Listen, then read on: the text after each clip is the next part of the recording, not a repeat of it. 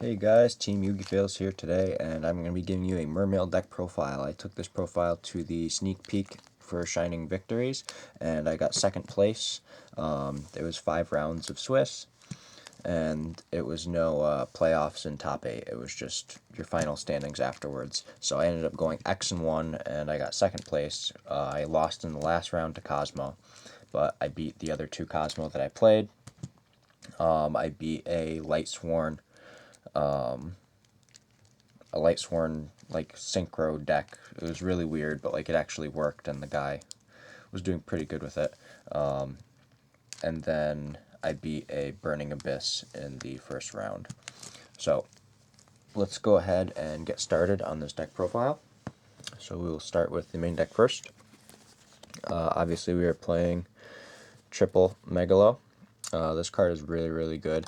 It helps you OTK and just get your plays going. Gets you your Abyss spells and traps when he's summoned. Then we do 3 Abyssidius. This is a really good 1-drop for Mermails because you can search out your Abyss Pikes and your Abyss Guns, which is obviously really good. 1 Abyss lead, pretty solid. It's just a big beater. And then we do double Pike. I like this card at 2. I don't like Turge in this deck, so I opted to play double Pike. And then I play double Gunned because getting your Mermails back from the graveyard is obviously pretty good. And then I just play the 1 Lind because it's a floater, and if you're playing against something popular right now in the meta, such as Cosmo, where you're going to have your monsters destroyed quickly, you're going to want to have something to kind of slow them down and force them to attack more so they can't hit you directly. So that's it for the Mermail lineup. On to the Atlanteans. Obviously, triple Neptibus, you have to play 3 of it. Double Dragoons because you have to. Double Marksman to get rid of back row. And double Infantry, which is pretty solid. And then onto the rest of the water monsters. I played 3 Gamma Seal main deck because if you're, like I said, if you're playing against Cosmo, you want to have the outs, and I figured Cosmo is going to be a pretty big threat at the sneak peek, and it was. There was a lot of Cosmo players, so I figured that the Gamma Seal was a pretty solid choice, and it worked out really well. Then 1 Glacia, obviously you got to play this card, and 1 Diva. And then the non-water monsters, I just played double Max C. I sided this out a decent amount, but I actually kept it in against Cosmo because of the new build with it, with all that crazy stuff that it does. It's pretty good to have the Max Cs there. And then onto the spells. Triple Instant Fusion, obviously, this card's really good. Double Twin Twister to get rid of any pesky back row that you need to get rid of. 1 Mizuchi. You could play Mizuchi, you could play Sadis or Cestus. It doesn't really make a difference. 1 Salvage because I wanted to add stuff back. 1 Chalice. I'd probably cut this card. I ended up siding it out, I think, every single game that I played. It wasn't really useful. 1 Raigeki. Really good card in this deck, especially if you have Dweller on board and you're playing against Cosmo. 1 for 1, obviously, pretty solid because you want to get into Neptibus as soon as you can. That's it for the spells. And on to the traps. I did 1 Sphere and 1 Warning. I did the Sphere because I play Lind, and it just gives you more floating potential, which is really solid. So, moving on to the extra deck. I played 1 Castell, just to get rid of stuff. It's quick removal if you have to get rid of something on board. 2 Dweller. Obviously in this deck you want to play 2 Dweller. 1 of the Woven Spider, whatever this card is called.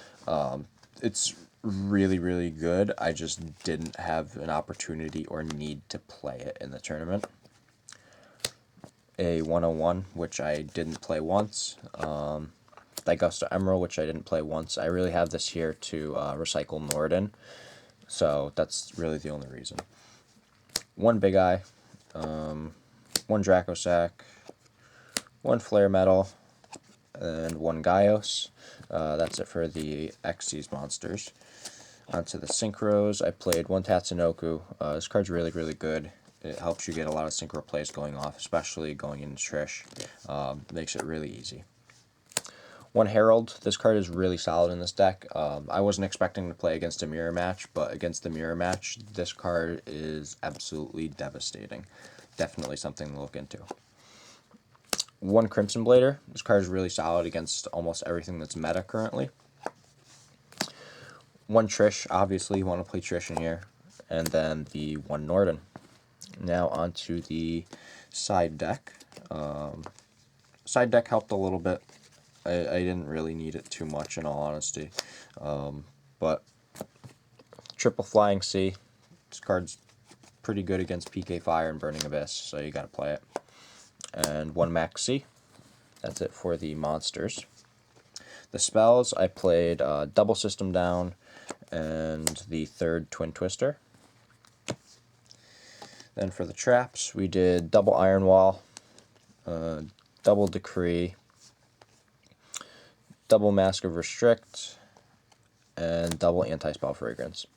So it worked pretty well. I can't complain. Going X1 with Mermails is pretty solid in my opinion. This deck is a lot of fun. It's really, really powerful still. So it's something that if you have the money, I would definitely look into investing into it, because this deck can do a whole lot to the current meta. And it does take some skill to play, and you do have to draw fairly well. But with this build, I think I bricked maybe twice yesterday, which isn't terrible with all things considered. Bricking twice isn't absolutely bad, especially considering you could be playing like Cosmos and you could be bricking like a lot more than that. But that's it for this deck profile. I hope you guys enjoyed it. If you liked the video, give it a thumbs up, like or comment on it, you know, give it a like, subscribe to the channel, tell me what you want to see next. Whatever you guys want to do, just let me know in the comment section, and I will see you all next time. Team Yugi Fails signing out.